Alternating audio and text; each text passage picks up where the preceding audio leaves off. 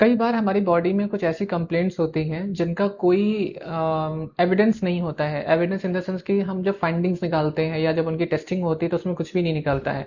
ऐसी कुछ प्रॉब्लम्स होती हैं जैसे हेडेक है। कई बार माइग्रेन नहीं होता बट स्टिल पूरे पूरे दिन सर में दर्द बना रहता है, या बॉडी पेन बना रहता है, बैक एक बना रहता है, बैकबोन में कोई प्रॉब्लम नहीं, बैक में कोई प्रॉब्लम नहीं, बट स्टिल वहां पे बैक पेन फील होता रहता है, कंटिन्यूसली रहता है। गैस्ट्रिक इश्यूज बने रहते हैं, उनका कोई रीजन फाइंड आउट नहीं हो पाता है बट स्टिल गैस बनती रहती है, एसिडिटी बनता रहता है। तो ये जो सारी प्रॉब्लम्स हैं, कई बार हमारे बॉडी में कोई भी फिजिकल सिम्टम्स नहीं होते, कोई फिजिकल प्रॉब्लम नहीं होती है, पर स्टिल ये प्रॉब्लम परसिस्ट करती है और हमारी डे टू डे लाइफ को हैम्पर करती है। इनको हम लोग साइकोजेनिक इश्यूज बोलते हैं या साइकोजेनिक पेन बोल सकते हैं। साइकोजेनिक पेन या साइकोलॉजिकल इश्यूज में क्या रहता है, यहाँ पर जो भी हमारी प्रॉब्लम होती है वो किसी न किसी फॉर्म में स्ट्रेस की वजह से डेवलप होती है। तो हमें ऐसी कंडीशन को बाहर निकालने के लिए हमें आइडेंटिफाई करना होगा कि हमारे साथ ऐसे कौन कौन से स्ट्रेसेस चल रहे हैं, ऐसी कौन सी लाइफ में प्रॉब्लम्स चल रही हैं जिनके लिए हम बहुत ज्यादा वरीड हैं। ऐसी प्रॉब्लम्स जो हमें डे टू डे लाइफ में किसी न किसी फॉर्म में परेशान कर रही हैं। जब हम उन प्रॉब्लम्स को आइडेंटिफाई करके उस पर काम करना शुरू करते हैं तो हमारे जो ये साइकोजेनिक इश्यूज होते हैं या जो साइकोलॉजिकल इश्यूज डेवलप हो रहे हैं, जो फिजिकल फॉर्म में हमारे सामने प्रॉब्लम को क्रिएट कर रहे हैं, तो वो हमारे धीरे धीरे करके दूर होना शुरू होते हैं। दूसरी चीज ये है कि कई बार साइकोसोमेटिक प्रॉब्लम्स भी होती हैं। साइकोसोमेटिक प्रॉब्लम्स का मतलब ये होता है कि वहां पर प्रॉब्लम ऑलरेडी होती है और वो किसी साइकोलॉजिकल इशू होने की वजह से वो बढ़ जाती है या कोई स्ट्रेस आने की वजह से बढ़ जाती है।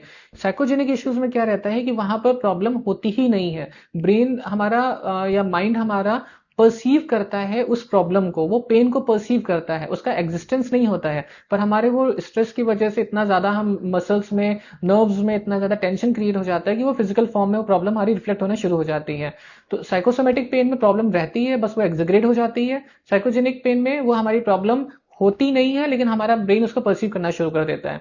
तो ऐसी कंडीशन में हमें करना क्या चाहिए? सबसे पहली चीज तो हमें स्ट्रेस को आइडेंटिफाई करना, उस पर काम करने की जरूरत है।